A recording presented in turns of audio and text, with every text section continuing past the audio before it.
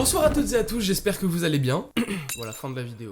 Alors comme vous l'avez vu dans le titre et dans la miniature, aujourd'hui on se trouve pour réagir aux anecdotes de Philippe Boxo. Vous en avez sans doute déjà entendu parler sur TikTok par exemple, il y a beaucoup d'extraits de lui qui passent, hein. Et aujourd'hui je me suis dit, mais en fait ce mec, on aime trop l'entendre parler, même tout le monde, etc. Même dans les commentaires TikTok, j'entendais souvent, j'aime trop l'entendre parler, je le kiffe, je le suce, enfin toutes ces choses comme ça un peu partout. Et du coup je me suis dit, pourquoi pas faire une vidéo sur ce gars. Du coup là, comme vous pouvez le voir, il a été interviewé par le média Légende, et moi je vais simplement réagir aux histoires qu'il a racontées dans cette interview. Rien de plus compliqué que ça au final. Oh, excusez-moi, j'ai un message.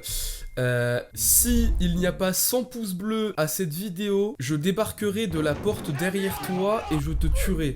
Les gars, sauvez-moi, il faut pas que dans la prochaine vidéo, la porte s'ouvre et qu'il y ait un gars qui arrive pour me tuer, s'il vous plaît. Bref. Alors du coup, la vidéo dure 1h07, vous vous doutez bien que ma vidéo ne va pas durer 1h10 ou 1h20. Il va y avoir un condensé fait par le monteur. Des moments plus ou moins réagis. Moi, je vais simplement être naturel, j'espère. Petite vidéo de moi naturel d'ailleurs.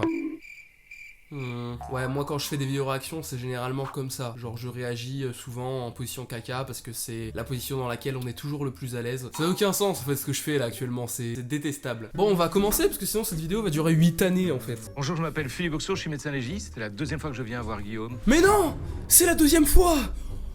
Je suis peut-être un peu trop surréagi du coup pour une info qui est pas si ouf. Avant de commencer, on va vite fait se regarder la petite définition de médecin légiste. Je me dis que peut-être parmi vous, il y en a certains qui ne savent pas ce que c'est un médecin légiste. Donc du coup, on va regarder ça. Le médecin légiste est avant tout saisi par la justice pour autopsie en cas de décès d'origine criminelle. Mais il est aussi sollicité pour des vivants après accident, des coups et des blessures. Putain, mon écran il est en tout petit, je suis obligé de vraiment zoomer de fou là. Ok, en gros, c'est un médecin qui va être là lors des scènes de crime, des choses comme ça, etc. Et qui va essayer de définir en quoi est mort la personne qui est en train d'autopsier du coup. Je sais pas si je me suis bien exprimé, mais j'ai pire à aller voir par vous-même. Hein. Bon, on reprend. T'avais raconté une histoire de suicide aussi ratée où le mec s'était tiré 14 fois dessus. Il a fini par se réussir, hein. Il a fini par... Oui, à 14 coups de feu, normalement. Tu vas...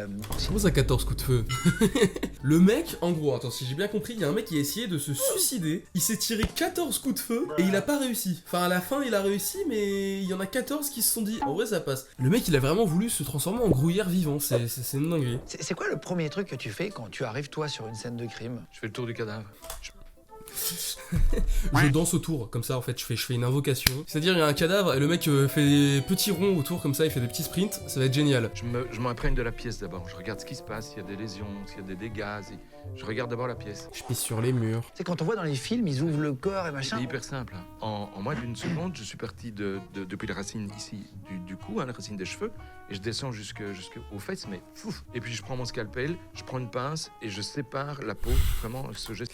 C'est plus que vraiment depuis tout à l'heure je l'écoute parler, on dirait vraiment qu'il parle d'un tacos 3 viandes. Genre vraiment c'est j'ouvre comme ça, puis après je rembourge, je mets salade, tomate, oignon, hop c'est parti. Mais non, il parle vraiment d'un corps humain, c'est terrifiant. En fait il est très froid quand il parle, genre c'est perturbant. Comme en fait, tu découpes comme un gâteau, limite, ça souhaite. Mais voilà, même même Guillaume Play. Je sais pas si c'est Guillaume Play. Mais même lui là, il dit que genre il parle d'un gâteau, c'est vraiment il parle d'un napolitain, genre Et ça t'arrive de trouver des choses sur un corps, justement, quand tu l'ouvres, des choses qui sont pas censées y être? Ah oui.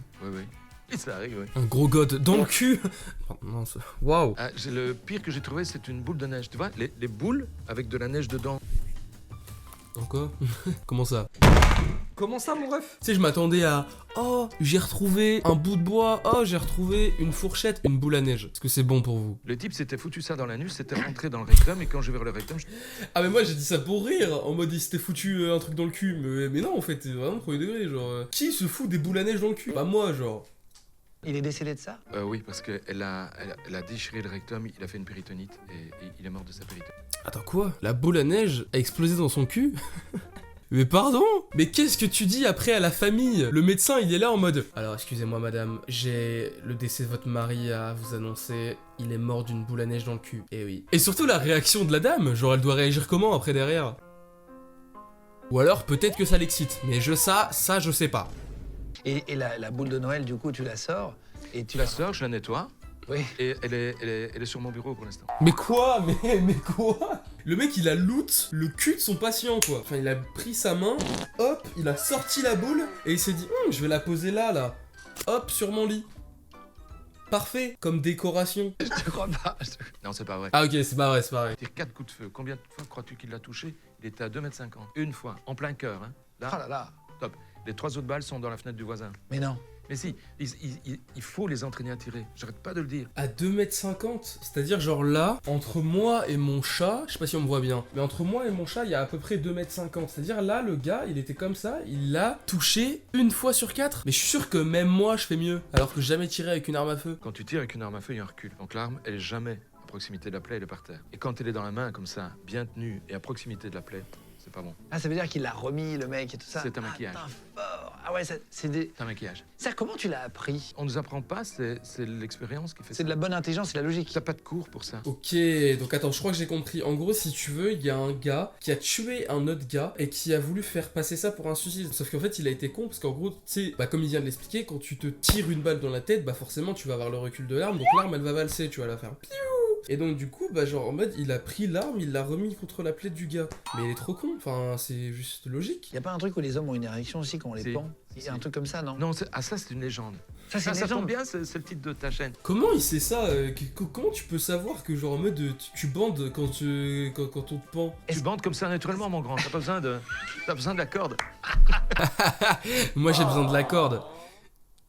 Putain. Et presser le gland pour voir s'il y a encore du sperme dedans. C'est après un éjaculat, si tu l'as suffisamment tôt, le gars, il y a encore du sperme, tant que t'es pas allé pisser évidemment, il y a encore du sperme. Et le gars s'est laissé faire sans même rouspéter. Ça c'est pas normal. Ma bite comme ça, cool quoi. Là pas. Et pire, Ouais, ma bite. Bah j'avoue, en même temps, c'est vrai que moi, si demain par exemple, on vient me chercher sans que j'ai rien fait, en me disant, excusez-moi, je vais vous presser le gland pour chercher votre semence sans aucun contexte, je vais être là, bah bien sûr, allez-y.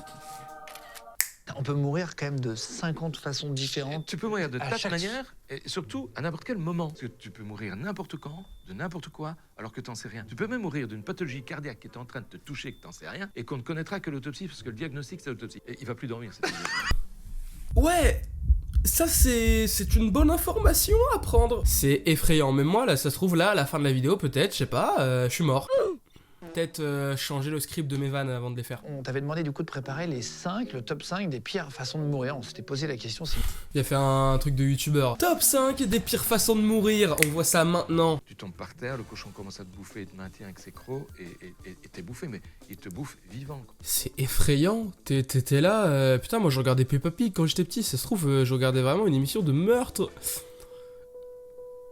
Un sanglier s'était barré avec la tête, on a retrouvé la tête 3 mois plus tard, et la tête donnait la solution de l'énigme. Imagine t'es là, tu fais un petit footing en forêt, tu te poses contre un arbre, puis tu vois vraiment un sanglier passer avec la tête d'un humain. Jason? Non. Quand tu rentres dans l'eau, et c'est à celui qui va remonter le premier, quoi, tu te retiens de respirer. Faut jamais faire ça trop longtemps, surtout quand tu sens qu'il y a des mouvements respiratoires qui viennent. Au début, t'as des mouvements respiratoires qui viennent, t'arrives à les caler. Et puis fais gaffe, c'est un moment où tu vas pas arriver à le caler, c'est un réflexe, tu vas nécessairement ouvrir la bouche et de l'eau va rentrer. À ce moment-là, tu perds connaissance et tu vas mourir. Prochaine intro de vidéo, je vais aller faire ça dans une baignoire, et en fait, bah ça sera, dès que je meurs, et ben la vidéo commencera du coup. Les tortures de l'époque, J'ai fait des musées, moi, des musées de la torture. Il y en a à Carcassonne, notamment dans l'eau. Je l'ai vu. T'as des Vu à pics, Carcassonne, c'est... il y en a partout en fait. Et rentrer les trucs dans l'anus avec des pics. Oh, yes! J'ai hâte d'y aller. Enfin, non. Quand tu rigoles, tu fais ce qu'on appelle la valsalva. Ça veut dire que tu comprimes ton thorax, tu comprimes l'abdomen. Et le sang, si tu pousses vraiment l'éclat de rire au bout, le sang ne revient plus. Il est bloqué, il rentre plus dans le thorax. Il ne rentre plus dans le thorax, il va plus au cœur. S'il va plus au cœur, le cœur s'arrête parce qu'il n'y a plus de sang. Donc en gros, on dit rire, ça vous rajoute du temps de vie, c'est bon pour la santé, etc. Mais si t'as un gros fou rire, tu meurs. Genre là, potentiellement, devant mes vidéos, il y a quelqu'un qui peut mourir parce que... Est-ce que la meilleure mort, on parlait des pires morts avant, est-ce que la meilleure mort, c'est de mourir dans son sommeil? J'ai envie de savoir que je meurs. De préférence, pas en grande souffrance. Hein, on est bien d'accord. Mais je préfère pour savoir s'il y a quelque chose après. Ceci dit, c'est complètement con. Parce que s'il n'y a rien après, de toute façon, je ne le saurais pas, puisque je serai après. Ouais, évidemment. Donc c'est un peu con. Mais j'aimerais bien quand même. C'est un moment important de la vie, j'aimerais bien pouvoir le vivre. Est-ce que vous aussi, vous vous posez la question de qu'est-ce qu'il y a après la mort? J'ai vraiment envie de savoir, parce que moi, des fois, tu sais que je suis vraiment dans la vie, comme ça, genre je vis, et des fois, genre je me regarde et je me dis, là je vis, alors que je vais mourir. Et du coup, je voulais savoir si vous aussi, par hasard, dites-le en commentaire, si vous songez à la mort parfois. C'est super triste, mais on sait jamais, tu vois. Donc je dis toujours, c'est pas un bon plan. Si vous voulez qu'un corps disparaisse, mettez pas dans les failles. On va le retrouver. Il va être conservé. Ça fume parce que vraiment il donne des conseils aux tueurs. Alors en fait pour tuer quelqu'un faudrait mieux faire comme ça, pas comme ça, parce qu'en fait sinon on va le retrouver derrière. Donc c'est plus compliqué parce que les consulats et les ambassades françaises refusent facilement de donner ces autorisations, alors que les Belges n'ont pas besoin. Donc elles visent plutôt les Belges. Elles le disent, hein, les Belges sont plus cons. Petite balle perdue pour la Belgique, ça c'est un plaisir. Bon voilà, j'espère que vous avez bien aimé cette vidéo. Les anecdotes sont très intéressantes, j'espère que au montage ça rendra quelque chose de bien et de différent de ce que je fais d'habitude. Là j'ai pas forcément beaucoup commenté, parce que forcément c'est commenter des anecdotes, donc c'est quelque chose qui est assez particulier, donc j'espère que vous avez quand même apprécié la vidéo. Je vous laisse vous abonner et mettre un pouce bleu pour suivre un peu les avancées de la chaîne. J'espère que ça va continuer à s'améliorer. Comme je vous l'ai expliqué il y a pas longtemps, j'ai arrêté les TikTok et j'ai repris YouTube à 100%. Donc voilà, normalement il y aura environ une vidéo par semaine ou une vidéo toutes les 2 semaines si par exemple j'ai fait des erreurs dans le planning. Voilà, j'espère que ça vous aura plu et moi je vous dis à la semaine prochaine pour une autre vidéo. Bye bye.